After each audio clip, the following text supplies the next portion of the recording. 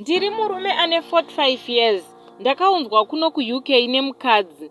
Ndakaita 1 year ndisingasevenzi. Zvakaoma veduwe, iye achisevenza achichengeta vabereki vangu. Ndakazowana basa riri nani ndikatsvaga ex-girlfriend yangu tikatanga kudanana.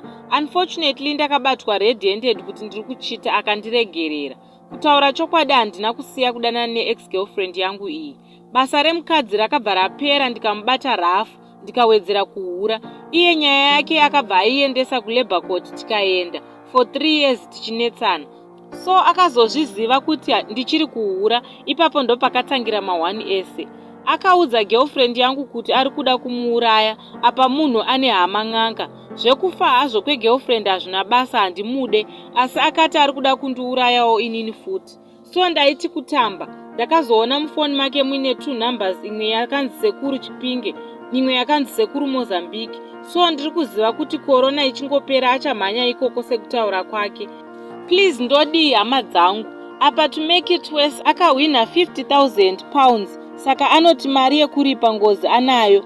Handisi kurara nekufunga veduwe. Even pamwiri ndatodzikira nestress. Respect haachina, ndinotukwa in front of the kids. Apa ndinobva ndarohwa akangozvifunga kuti ndakamuhurira. Musanditukewo veduwe, ndiri kuda mazano. Please ndibatsirewo kuti ndoita sei pakadai.